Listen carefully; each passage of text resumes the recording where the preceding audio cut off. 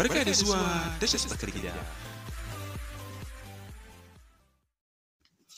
Bismillahirrahmanirrahim. Da sunan Allah mai rahama mai jin ƙai. Daraja ɗaya, kashi na 5. Ki yanzu ba kya tsoron tun da ya so hakan ya auro ɗiyan masu kuɗi ya dinga wulaƙanta ki? Maganar Hanifa ce ta faɗo ranta, wanda ya sa ta ji wata irin faɗuwar gaba. Take ta miƙe zaune tana numfarfashi. Ta duba kalifan da ke shingiɗe saman kujera mai zaman mutum biyu. Yana da nadannansa a waya yana buga murmushi. Nan take ta ji wani mugun kishi ya ciwo zuciyarta. Kwalla ta tare a cikin idanunta, ta miƙe gami da nufar gefensa ta zauna. Yayi saurin ajiye wayar saman hannun kujera yana dubanta da yaƙi saman fuskarsa, mai nuni da rashin jin daɗin katse shi da ta yi. Lafiya? Ta kasa ɓoye kukanta, kawai sai ta soma da ƙarfi. Cikin sauri ya riƙo fuskarta. Menene haka Saudat? Me ya ɓata ranki? Ta dube shi tana shishsheka. Dan Allah ya yi Khalifa kada ka yi min kishiya. Wallahi na amince zan aure man in dai hakan zai dawo da walwalarka gare ni. Dan Allah bana son kana hira da 'yan mata. Kasa gaskata abin da kunnuwansa suka jiye mishi yayi. Baki a washe ya miƙo kunnensa daidai bakinta. Me kika ce Saudat? Ta ƙara maimaitawa. Ba shirye rungume ta cike da tsantsar farin ciki. Har sai da ta ji jikinta yayi sanyi. Kada dai a ce wannan na nufin yaya Khalifa baya kishinta. I love you so much Saudat.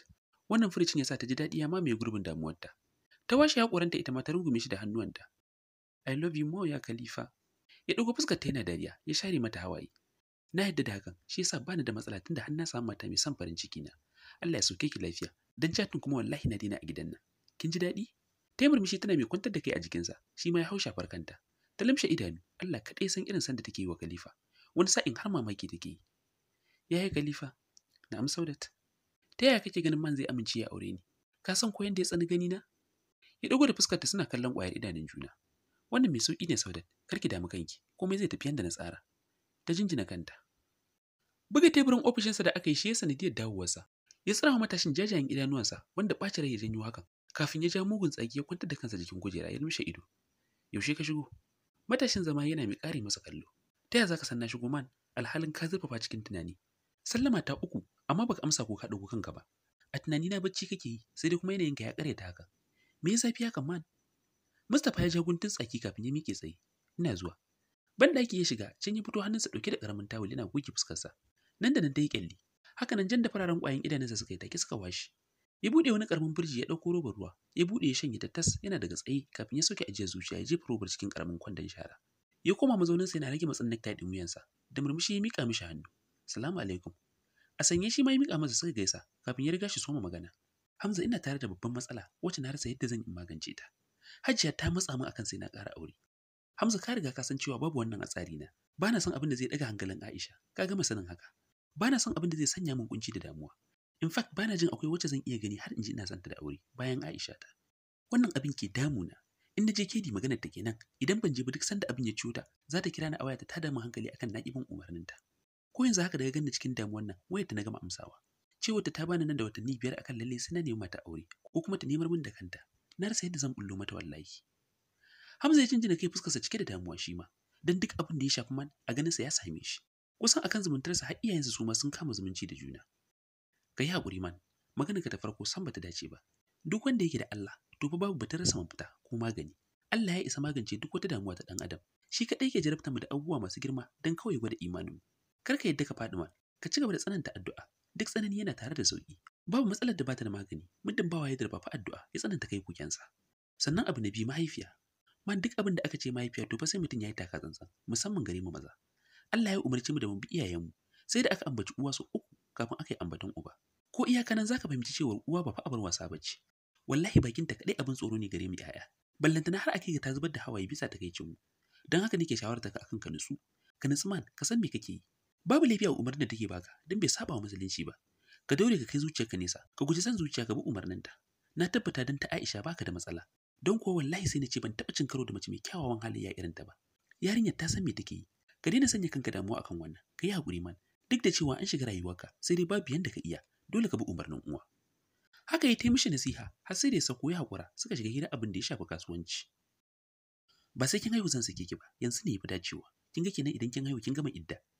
Gaban ta ya faɗi da ƙarfi, maganar ta yi mata rashin daɗi, duk da cewar ta san akwai ranar hakan, tunda har ta amince da ajandarsa. Kin yi shiru, ya faɗa yana mai murza tafin hannunta. Ta lumshe idanu kafin ta buɗe, ta dube shi fuska a raunane. Me zan ce? Duk yadda ka tsara hakan yayi min, burina na faranta maka yaya Khalifa. Ya yi murmushi mai burgewa game da shafar gefen fuskarta. shi yasa nake masifar son ki Saudat. Na yi miki alƙawari, zan faranta miki fiye da yadda yake shirin yi min. Ta yi murmushi wanda bai ɓoye damuwar saman fuskarta ba. Ka yi min alƙawari yayi Khalifa. Ya sumbaci hannunta na dama. Faɗi ko menene ne miki masoyiyata.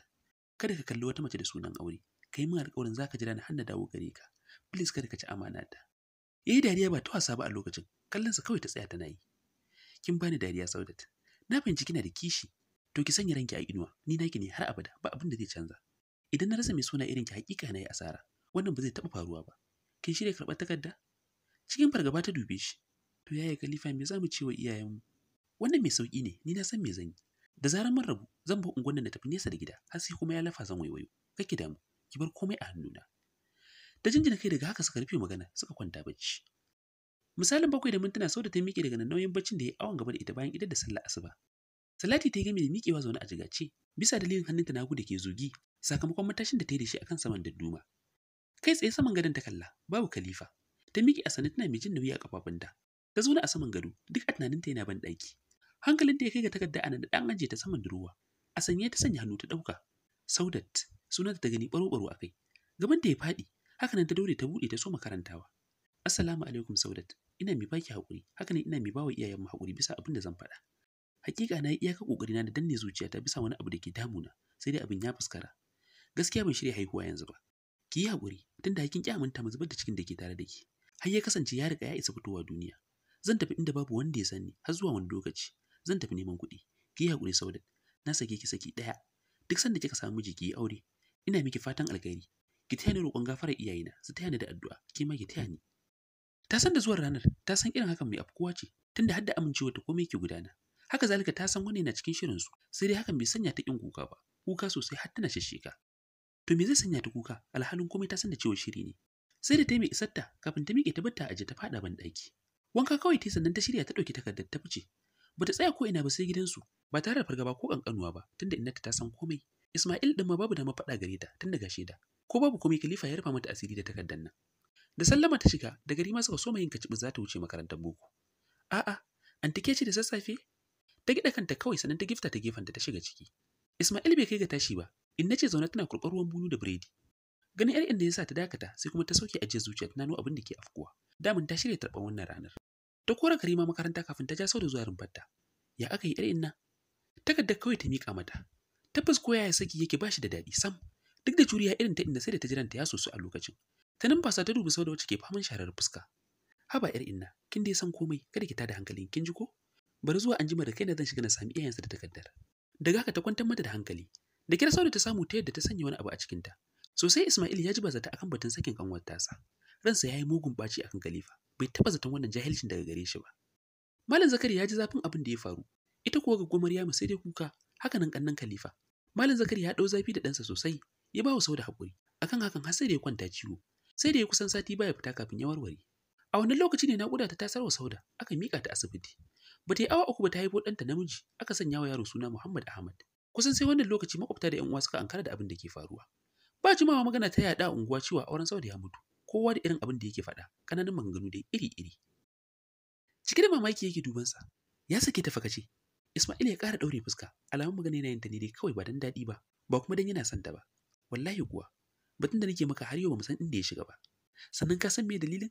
Kawai wai haihuwa ce baya so. Maganar ta dake zuciyar Mustapha, Nasir ko sai Salati yake bugawa. Ikon Allah. Ban taɓa tunanin Khalifa sakare bane sai yanzu wallahi. Amma ya bani mamaki ciwon Nasir. Kai ka fahimci hakan, ni na fi ɗaukar wannan a matsayin wulaƙanci. Ya wulaƙanta Sauda. Kar ka so ka ga yadda take masifar sansa. Kusan bata taɓa san wani namiji ba sai shi. Amma ba komai, kansa yayi wa. Wata ran zai nadama hakan ai. Mustapha da zuciyarsa ke zafi, bai samu dama magana ba sai a lokacin. Duk da rashin haɗuwar jininsa da Sauda, ya tsinci kansa da tsananin tausayinta, har ya janyo ya ji haushin Khalifa. Ku duba wani iko na Ubangiji. Wasu na bada haihuwa wasu lokacin suke guje mata. Na tausaya wa yarinyar. Insha Allah Allah zai mata sakayya. Khalifa ya ban mamaki mutuƙa. Haka suka ci gaba da tattaunawa cike da alheri, kafin Ismail ya leƙa cikin gida ya karɓo Ahmad ya kawo musu don su gani. Dama Mustapha ne ya zo Kaduna, ya ƙara so don su gaisa da Ismail bisa rakiyar Nasir, suka yi mugun ji. Kyakkyawan yaro na cikin shawul, ya yi likimo amma ba bacci yake ba sai tashin kamshi yake. Fari kal da shi, ga suma da ta cika kansa kamar ba a yi askin suna ba. Mustapha ya kura mishi ido, nan take ji wani so da ƙaunar yaron sun ɗarsa a zuciyarsa. Ya rungume shi, kafin ya ɗago shi na sumbatar goshi da kuncinsa. Zuciyarsa ta raunana, yana jin ina ma ɗansa ne Aisha ta haifan masa. Ƙwalla ta cika idanunsa, ya yi saurin sun kai da kai ya ɗauke su. ina son yaran nan ya shiga raina. Na san da Ismail tausayin sai cika musu zuciya. Sun lura da damuwar da ya shiga, da kare mika wa Nasir yaran. Nan ma kusan tare suke kallon sa. Sun jima basu bar gurin ba. Tashi guda ya ciro 20,000 ya bayar aiwa yaran siyayya. Duk yanda Ismail ya so ya guce abin ya ci tura. Ganin yadda Mustapha ya yi kicin har yana ikirarin yana nuna mishi bambanci da su. Ya sanya ba shiri ya karba yana godiya. Bayan tafiyarsa ya shiga ciki. Inna ta rude ganin irin kuɗaɗen da Ismail ya tamka mata a hannunta. Da sunan Mustapha ya baiwa jikanta. 20,000 ta faɗa tana fiddo idanu. Sauda ita kanta wacce ta kauda idanunta gefe don ko kusa abin bai burge ta ba. Amma jin yawan kuɗin ya sanya ta juyowa tana duban su. Shi kuwa Mustapha wace irin dukiya ce da shi haka? Ita ce tambayar da ta jefa wa zuciyarta, wannan babu mai amsar ta. Wallahi kuwa, duk inda na so kada na karɓa sai da ya tirsasa ni, cewar Ismail. Nan ina ta faman shi masa albarka. Bayan fitar Ismail ta dubi Sauda. Shakka babu, mutakar auren ke tabbata da wannan bawa kin gama sa'a a duniya yar inna. Ya matsayi fuska kawai ta yi ba tare ta ce komai ba. Tsaye yake yana faman zirga-zirga tsakanin gabas da yamma, gaba ɗaya ba shi da nutsuwa. A wannan yanayin abokinsa Mukulis ya shigo ya riske shi. Tsayawa kawai yana zuƙar tabar da ya riko a hannunsa, yana fesarwa daga kofar ɗakin a lokaci ɗaya yana dubansa. Shigowarsa ce ta katse mishi tunaninsa, ya sauke numfashinsa gami da zama sharaf a saman katifa, yana mai dafe goshinsa. Kai kuma tunani me kake yi? Cewar Mukulis yana mai ƙarasuwa cikin ɗakin. Ya ja guntun tsaki yana mai dubansa. Mafita na rasa Mukulis. Kai ka san komai, sai dai ka ƙi bani lokaci ka kawo shawara mai kyau sai faman zage-zage kake mu. Murmushi Mukulis ya dafa kafaɗarsa. Don wannan ka kwantar da hankalinka Khalifa na samu mafita. Gaba ɗaya sai ji zuciyarsa ta yi sanyi, ya karkato jikinsa gaba ɗaya yana fuskantarsa, cike da fara'a saman fuskarsa. Ina sauraron ka. Murmushi Mukulis ya ƙara zuƙar sigari ya fesar da hayaƙin a sararin samaniya, tukunne so mu magana. Mai laya sunansa, babban malami ne kuma sananne a faɗin unguwar Goron Dutse. Shi kaɗai nake sanya da zai taimaka maka. Khalifa ya ɗaure fuska gami da jan tsaki. Me yasa haka ne? Ana magana arziki kana sanyo shirme da shiririta? Waye kuma mai laya? Da Allah bana son wannan maganar. Ni yanzu batun komawa ta gida ba matsala bace. Na tabbata idan na jure na zauna cikin yan uwana za su haƙura su yafe mu. Abin ji anan, ta yaga ɗin zai sami yanda muke so. Dariya sosai Mukulis ya yi kafin ya fesa mishi hayaƙi a fuska. Wani irin shirme ne? Ya faɗa yana tari gami da kauda fuska. Sorry aboki. Kaga mu yi magana gaskiya kuma mai ma'ana. Da gaske nake, ai ba wani mugun abin zai yi ba. Kawai za a karkato da hankalin man ɗin ne kan ita bebin taka. Har yaji zai iya yin komai gare ta don ya aure ta ya samu biyan bukata. Kaga shikenan fa kwalliya ta biya kuɗin sabulu. Shiru Khalifa yayi. Tabbas ya ji daɗin maganganun Mukulis, haka zalika ya aminta da hakan. Nan take ji zuciyarsa ta wanku har yayi na'am. Daga haka suka shirya tafiya a washegarin ranar. Washegarin ko suka je sun ci nasara da sa'a. Kuɗaɗe kawai mai laya ya bukata. Ya ba su tabbacin zai so mu aiki akan hakan. Duk wanda cewar aikin zai ɗan yi wuya bisa dalili na cewa Mustapha tsayayye ne kan addu'o'i da kula da addini. Ya tabbatar masa aikinsa ba zai kai ga nasara ba sai idan yana cikin rashin tsarki. Sun yi na'am da hakan, ba su yi ƙasa a gwiwa ba, suka tafi da nufin su koma washegari su kai mashi kayan aikin, wato kuɗaɗe. Ta haɗe gidan sama da ta ƙasa tana bibinsa da kallon banza. Ya zauna jiki a sanye ya gaishe ta. A daƙile ta amsa kafin ta ɗago idanuwan ta tar a kansa ta soma magana. Mustapha. Yanda ta kira sunansa daga kausar murya ne ya sa shi kiran Allah a zuciyarsa kafin ya amsa mata. Na'am Hajiya. Mustapha ya ƙara amsawa. Sai da ta kira sunansa har sau 3 yana amsawa kafin ta ɗora. Kaga nayi kala abokiyar wasanka? Ya girgiza kai. To wallahi al'azim ka shiga taitayinka akan lamarana. Ka gaggauta cika umarni na tun kafin a kai ga lokacin da zaka so maganin ba daidai ba a rayuwarka. A razane ya dago ya dube ta, sosai kalaman da sun girgiza zuciya da gangar jikinsa. Ta bi shi da mugun kallo tana gyaɗa kai. Kalle ni da kyau, ni ce Zakiya mahaifiyarka ba wata ba. Ni na ɗauki cikin ka wata 9 na haife ka. Na ci wahalar renanka da kulawa da kai cikin taimakon Allah ka zama mutum. Ka girma kayan aure wanda bana farin ciki da shi har abada. A yanzu ko da nake burin ganin jikokina shine kai kuma kake kokarin nuna min iyakata a wajenka. Kake kokarin bijirewa umarni na Mustapha. To madalla. Sai dai ka sani, wannan ce magana ta ƙarshe da zan yi gare ka game da haka. Wata ɗaya ta tafi, sauran watanni 2 cikin 3 da na ɗiban maka. Zan zuba maka idanu daga ko na isa uwa a gare ka. Daga haka ta miƙe ta shige ɗaki ba tare ta ba shi damar cewa uffan ba. Ƙwalla ce ta cika idanunsa har ta kai da zuba saman fuskarsa. Dafucin yasa da aka yi sa shi ɗago kansa. Shukura ƙanwarsa ce, kuka take yi sosai. Hakan ya sa ya goge hawayensa yana murmushin yaƙi ya shafi gefen fuskarta. Ki taya ni addu'a mai shuka, sunan da yake kiranta da shi kenan. Kai kawai ta gyaɗa mai. Yaya man dan Allah kai yanda Hajiya take so mana. Kada ta yi maka baki a matsayinta na uwa. Ya gyaɗa kai yana murmushin da bai je ko ina ba. Insha Allah zan bi da gudu ma. Ki taya ni addu'a da kin ji? Ta yi murmushi ta amsa da to, ta miƙe ta fice daga ɗakin. Ya so shiga sashen anta amarya sai dai na fargaba Aisha ta ga halin da yake ciki. Dan dama weekend suka zo, ganin yadda Aisha ta matsa akan lalle sai ta zo ta ga antinta, yasa ya biye mata suka zo. Ranar haka nan ya wuni cike da tsananin damuwa da neman mafita. Shi idan ya ce ma zai yi aure bai san wace ce zai aura ba. Dan masoya kam akwai su, sai dai babu wacce ta ishe shi da kallo. Aisha sa sak. Kunci take ta yi shiru gami da rabka uban tagumi, babu abin da take tunani sai Khalifa. Ta yi kuka har ta gaji. Yau satin ta 3 a gida, amma babu shi babu ɗuriyarsa. Ita ba waya ba ballantana ta neme shi. Bai ko damu da ya san ta haihu ko ba ta haihu ba. Ko dai da gaske yake haihuwar ce baya so ya bullo da wannan maganar. Cewar wani bangare na zuciyarta. Gaban da ya faɗi da tunanin da irin artabun da suka sha asar ta samu ciki. Nan da nan gumi ya yanko mata a saman goshi. Ta miƙe zaune. Kada dai ya kasance yayi Khalifa da gaskiya rabu da ita. Kuka mai ƙarfi ya kwace mata, a haka Ismail ya shigo ya riske ta. Jin sallamarsa bai sanya ta fasa kukanta ba. Lamarinta kuma daga tausayi ya kuma ba shi haushi. Menene za ta kashe rayuwarta akan wani da ya nuna bai san darajar aure ba? Ke me yasa baki jin magana ne? Haba, mutuwa aure an faɗa miki karewar rayuwa ne? Wani ne Khalifa da har akan sa zaki tsaki ta bata wa kanki rai? Kina sanya ƴan uwanki cikin damuwa. To wallahi daga yau ta ƙare. Kada na ƙara ganin ki kina kuka akan wannan da bai dauke ki komai ba a rayuwarsa. Ki kula ki kuma san abin da kike yi. Yayi ta faɗa wanda ya janyo dole ta yi shiru, don ko tana shakkar Ismail. Kasancewa tun tana yarinya baya ɗaukar raini. Sai da ya gama faɗansa kafin ya sako. Ya hau nasiha har sai da ta ji zuciyarta ta yi sanyi. Gefe guda kuma ta cika da tsoron ranar da zai gane gaskiya abin da ke faruwa. To haka ma yana furcin aure tsakaninta da Khalifa ya ƙare, ina ga an kai ga yaji komai da ke faruwa. Haka ya gama a ƙarshe ta bashi hakuri, sannan suka shiga hirar duniya da batun aurensa. Mustapha kwance a saman dogo kujera mai zaman mutum uku. Ya zurfafa cikin tunanin abin da tsakanin jiya da yau ya tsaya masa a rai. Duk da cewa tun bayan da lamura suka faru gare ta, zuciyarsa ta dan sassako daga ƙiyayyar da yake kirarin yana yi mata, wanda ta samo asali daga rashin haɗuwar jininsa tun fil azal. To sai ya zama a yanzu yana kwaɗayin wani lamarin ta. Ya tsinci kansa da son samun biyan buƙatarsa da cikar burin hajjiyarsa daga gare ta. Sauda ya ambaci sunan a cikin zuciyarsa har ya sila janyo mishi faɗuwar gaba. Ya rantsa idanu ya buɗe. Abun mamaki sai ya tsinci kansa da zufa duk da sanyin AC da ya kewaye falon. Ita ce dai zuciyarsa ke kwaɗayin ya aura. Ita dai yake buƙatar samun tsatso daga gare ta. Bai sanya aka yi ba, bai kuma san da ya soma ba. Shi dai yana jin ita kaɗai ce za ta zama mafita a gare shi. Ita kaɗai za ta zama wasu jituwarsa da hajiyarsa. Bayan wannan sai kuwa wani shimfiɗaɗɗen santa da ya soma ji yana tsikararsa tamkar allura. Yana shiga kowane sashi na zuciya da gangar jikinsa. Jan babban yatsun kafarsa da aka yi ne sanya shi dawowa cikin hayyacinsa. Ya kai dubansa gare ta. Ta ci ado cikin shot nika da riga mara hannu. Dogon gashinta wanda aka yi mata kitson kalba ƙanana ya sha tafka a tsakiya. Banda kamshi babu abin da ke tashi daga jikinta. Tattausan hannunsa ya miƙa mata, idanunsa limshe yana murmushi. Babu musu ta miƙa masa nata, ya janyo ta jikinsa ya kwantar da ita a saman kirjinsa. Sun kwashi kusan mintuna uku a haka kafin ta ɗago ta dube shi suna haɗa numfashi. Idanunsa har lokacin a rufe sai dai murmushi ne ɗauke a saman fuskarsa. Ta yi murmushin ita ma. A hankali ya buɗe idanu yana dubanta ba tare da cewa uffan ba. Ta ƙare wa mijinta kallo. Ta gama amincewa zuciyarta ta yi masifar da can samun miji mai kyawawan halayya da kyawun fuska da sura. Uwa uba gashi yana santa, yana ƙaunarta. Ta miƙe zaune tana dubansa. Ta tabbatar yana cikin damuwa, sai dai yana iyakar ƙoƙari wajen ɓoye mata. Ta sanya hannu ta shafi gefen fuskarsa. Ya riƙe hannun gami da sumbata yana dubanta, ta ƙara murmusawa. Allah ya baka abin da kake so. Ya miƙe zaune yana dubanta. Bayan ki bani da wata. Ta yi saurin sanya hannu ta toshe masa baki, sai kawai ta soma hawaye. Hankalinsa ya tashi ya cire hannun daga bakinsa. Lafiya Aisha, me ya faru kuwa? Yana magana yana share mata fuska, ita kuwa kallonsa kawai take. Dan Allah haske na ina neman alfarma a wajenka. Yayi tsayi yana dubanta kafin ya sauke numfashi. Ina sauraron ki Aisha. Ka ɗaukar min alƙawarin za ka yi. Insha Allah, aure nake so ka ƙara. Maganar bata wani girgiza shi sosai ba. Daman ko da yaushe idan da mota ta yawaita takan yi mishi wannan batun. Sai dai shi ya bagare ya nuna baya ra'ayinta. To sai dai yanzu bayan matsawa hajjinsa, a karan kansa ya soma damuwa da son ganin jininsa. Ya damu kwarai da son ganin ya mallaki Sauda a matsayin matarsa. Sai dai kuma ta yaya zai so mutum kare Sauda da wannan batun? Kada ka ce a'a dan Allah. Maganar Aisha ta katse tunaninsa. Ya sanya hannu ya rungumo ta. Naji Aisha ta, zan yi tunani akan haka. Ta ji daɗin furcinsa. Ko babu komai Hajiya za ta rage tsangwama da kyararta da nuna mata tsana. Tafi take hanyar ta koma gida bayan ta kai Ahmad allura, sai dai ba su samu ba. Bisa rashin sanin ta ba a yi a wannan ranar.